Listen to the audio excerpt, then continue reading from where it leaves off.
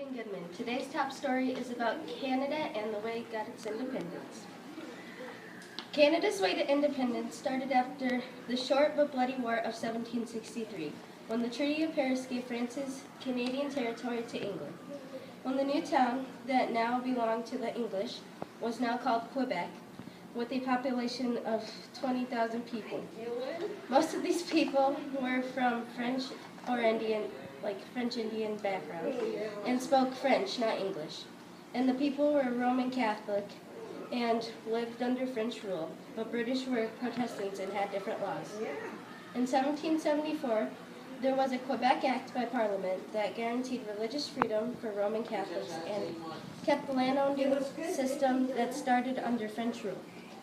This act also set the boundaries, and today part of what Quebec was is now Ohio, Indiana, Illinois, Michigan, Wisconsin, and Minnesota. The Quebec Act was recognized as an important landmark between people in history because it showed tolerance between French Canadians and Anglo-Canadians and tolerance for that time. I'm going to be continuing our talk about Canadian independence. Now, the American colonists were unhappy about the Quebec Act, so in 1774, they held a meeting that would later become known as the First Continental Congress. They complained about things such as British rule and British taxes and other things like that. They invited the Canadian colonists, but they did not attend because they were still loyal to Britain. So, in 1776, when the American colonists broke away from Britain, the Canadian colonists did not support them. And the Constitution Act in 1791 created the province of New Brunswick, but it also promoted the separation of French and British Canada. Up next is Ethan Melvin. Hello, my name is Ethan Melvin, and today we'll be talking more about the Canadian independence. But what we're going to focus on is how Canada was affected in the War of 1812. First, the Americans invaded the city of Toronto and burned it and overtook it for land. And then, finally, 200 years later, on July 1st, 1867, Canada finally gained its independence from the British. Hi, my name is Nick Burley. Today we're going to be continuing the independence of Canada.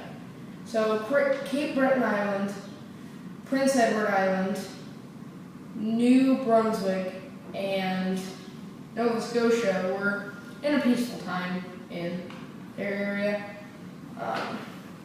But two men, one named William Lyon Mackenzie and one named Louis Papineau, started revolts to try and change the government around where they were.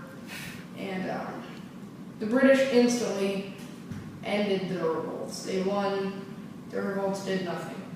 But it got England to think about how the government was, ruled and how it was used. So a respected political leader named Lord Durham got in an argument with the government, and he left office. He wanted provinces to have more local power. They wanted them to have more control of what was going around. So the British, didn't like the idea at first, but they gradually gave the provinces more independence.